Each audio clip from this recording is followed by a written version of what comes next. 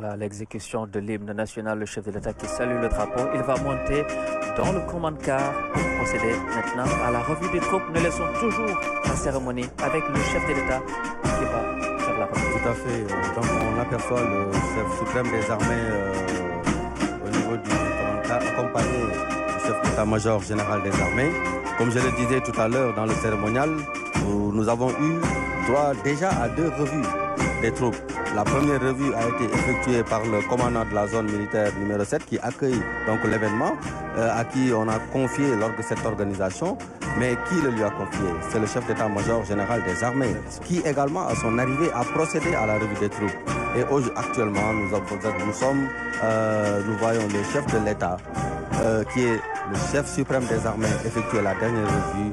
Il est en train de faire le tour pour voir un peu, voilà, tout ce qui a été organisé à son nom. Un peu de tempo musical avant de donner la parole au colonel Ndour et à Sud Alaj Bayper.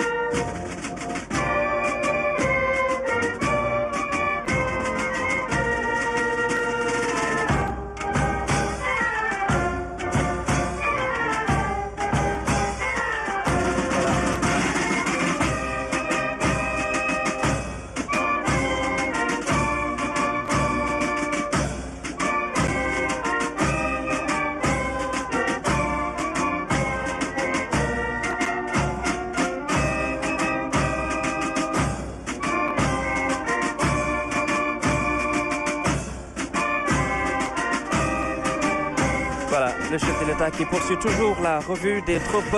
El Hadj Abdoulaye Mbaye Pekh président yéeg na ci commande car bi mi ngi nag xool ñi nga xam ne ñoom ñoo di force de défense et de sécurité. Distingués invités.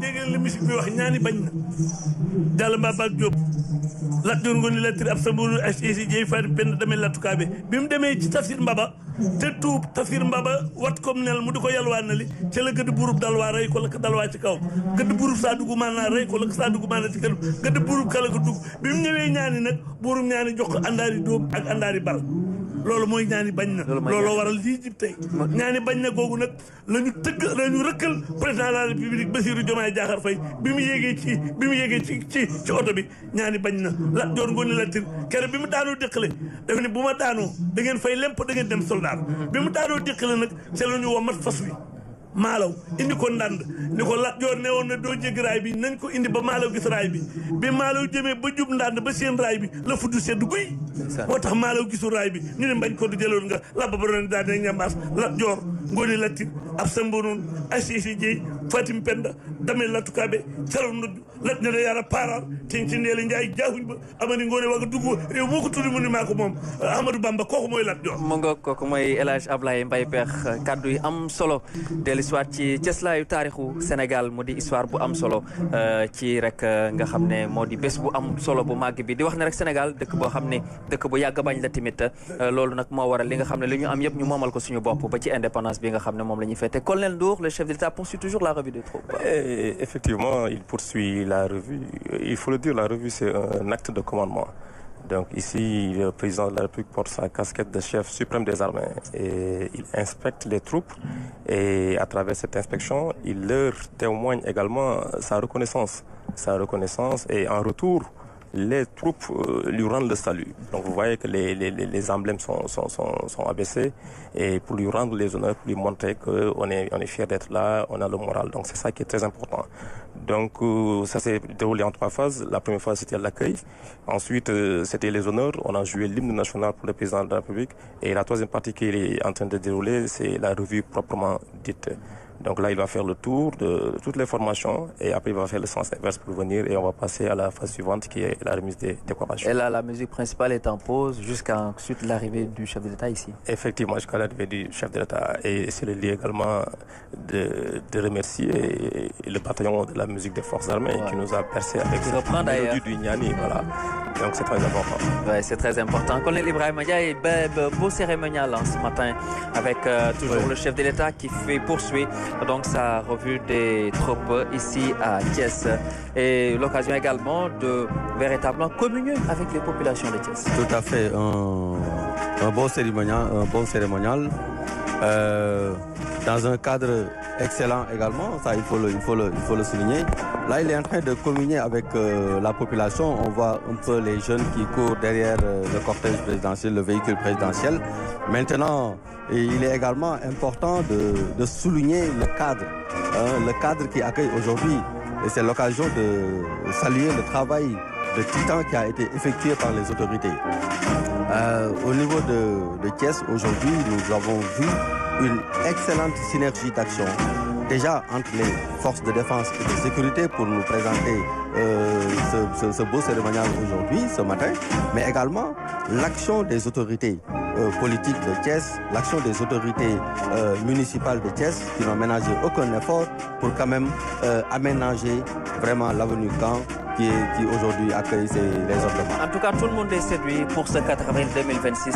El Hadj Mbaye Pekh tey ñëpp am mbégte kontaan ndax Thiès relevé na défi bi waaye tamit ci musique gu taara bi nga xam ne am na solo. dégg nga li ñu tëgg taara Cheikh Oumar Foutiyou moo ko moom moo toj Bandiagara Cheikh Oumar Foutiyou moo ñëwoon ci Maam Mor Sali ni ko da nga am doom waaye bu ñëwee bàyyi sa wet te jël dem waaye bu ko bayloo Cheikh Oumar Foutiyou moo waxoon ko Sine Baba Diakhou booy fetal ba dugg Chine da ngay wér sa gànnaay Cheikh Oumar Foutiyou taal njàng yi taal yëpp ci réew mi ñi jëpp Cheikh Oumar Foutiyou ko taal ki ko doon tey ma nga Louga mooy Thierno Bachir ca Ngor ba Thierno Bachir ca Yer Thierno Bachir ca Tegine waaye Thierno Bachir Tall ca borom xam-xam ba nga ñëw Ndakaaru xool Thierno ba daal di loolu mooy Cheikh Oumar Foutiyou mi nga xam ni moo xeex Bandiagara Cheikh Oumar Foutiyou fépp foofu gis taalub l'islam tàkk ba ci Sidna Limaamu Laay Cheikh Oumar Foutiyou dem na wax bu ñëwee nan lay an mel ak lu muy doon lépp Cheikh Oumar Fouti wax na ko moo tax ñu suñu taara.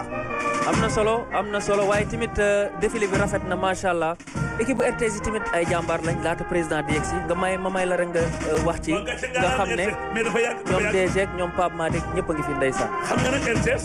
mooy ndey rajo yi. RTS mooy ndey télévision yi. ki fi ñëw tey nag di Pape Alé Niang doomu mbëlëxe bu mag xam nga moom it kees la dëkk waaye bàyyi mbëlëxe lañ ko suul mbëlëxe la Alaaji Daouda Dia dëkk maami Alioune Dia mi nga xam ni moom la Sidi Aji Malick ni woon demal Jolof moom maam Góor Saane ni ko boo lalee sama mbalaa ñi wasifa yi naa si bi làq dal ci Jolof jaan duutu mat nit su duutu yàpp bay moo tax tey RTS li mu am génn na ko. ànd ak ay directeur am. ànd ak suñu directeurs yi gis nga suñu directeurs yi ñii nag dama yàgg ak ñoom xam nga ne tey xandeer bu demee ci biir tukki dafa ñibbi. xam nga tey bi ma directeur woo Pape Malick ni peex foog nga ñëw nag wax nu cosaan Lat Joor la ñuy jàkkaar loolu moo tax ma ñëw tey waaye Ablaye Mbaye ci biir RTS loolu yàgg na. wallaay ndeysaan may gërëm ni nag sama directeur yi ma bàyyi. xam nga bugaan bàyyi na ma tey ma ñëw foofu. waaye nuyu moom it fàtte nag fa mu jógee ñu koy nuyu bu baax. waaw voilà nuyu maa ngi siyaar président Bougane di ko ñaanal yàlla xar baax ak xaru ba baax bokkul Bougane dafa xaru ba baax. waaw jërëjëf ndeysaan Pape Malick kontaan na gaa yaa ngi may jox xaalis walaay ñii laay kii moom sa xarit la ndeysaan. mais RTS xanaa dégg nga directeur Alioune Fall xanaa dégg nga Marcel Ndiot xanaa dégg nga Gila Thiam xanaa dégg nga Daouda Ndiaye moom la Mitterrand ne woon foo jàngee moo làkkoon ci kanam Mitterrand gaañaa ngo. C'est important, colonel Ibrahima. Merci Bamba. Donc on aperçoit le chef de l'État, le chef suprême des armées, qui fait le mouvement retour. Et on voit en même temps les troupes saluer son passage. Donc on aperçoit les drapeaux qui sont baissés pour quand même rendre les honneurs au chef de l'État qui se dirige maintenant vers la tribune officielle. Voilà, le chef de l'État qui poursuit toujours donc la revue des troupes. Colonel Ndour, le président de la République, chef suprême des armées, voilà, qui est toujours avec la presse nationale et internationale.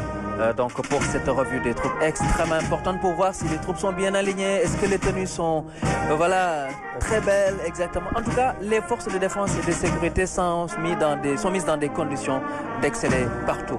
Effectivement, c'est la fête donc et les conditions sont optimales, donc les gens sont bien habillés et prêts à rendre une belle copie.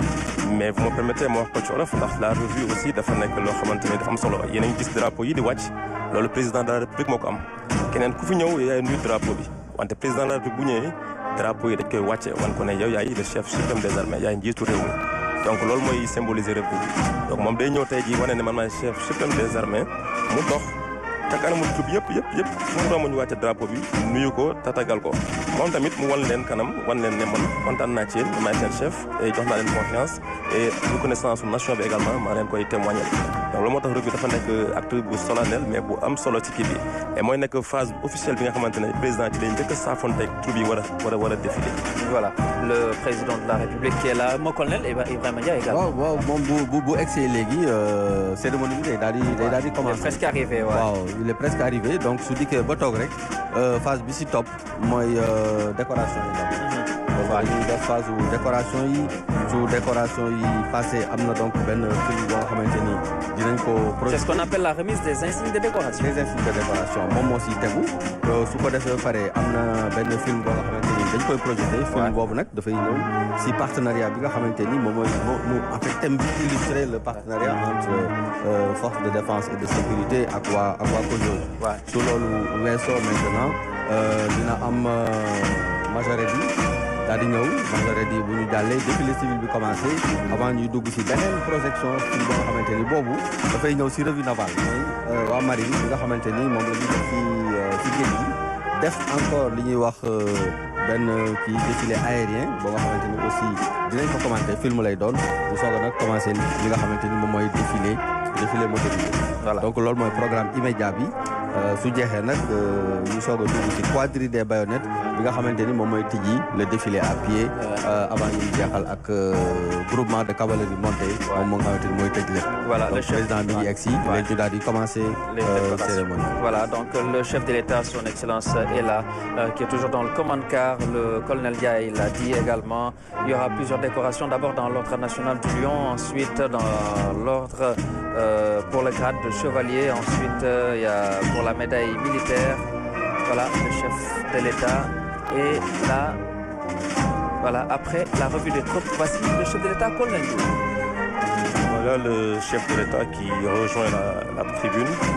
Et d'un moment à l'autre, la musique va cesser et on va débuter la phase de remise de décoration. Voilà le président de la République qui salue son Excellence Brice Clotaire Nguema, président de la République gabonaise.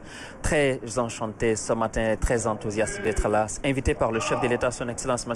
Bassirou Diomaye Faye, qui salue le général de division Martin Faye, au commandant de la gendarmerie nationale, le général d'armée, voilà, qui salue le président de l'Assemblée nationale, M. Malick Ndiaye, qui également salue le Premier ministre, M. Ousmane Sonko, le général d'armée, Biram Diop, ministre des Forces armées, les épouses du chef de l'État, Mme Marikhone Faye et Mme Absa Faye, les épouses du chef suprême des armées. Voici installé le président de la République, accompagné du chef d'état-major général des armées. Présentez. Voilà, Colonel Ndour. Voilà, donc au président Exina, le Togna, et MCB, nous a annoncé que nous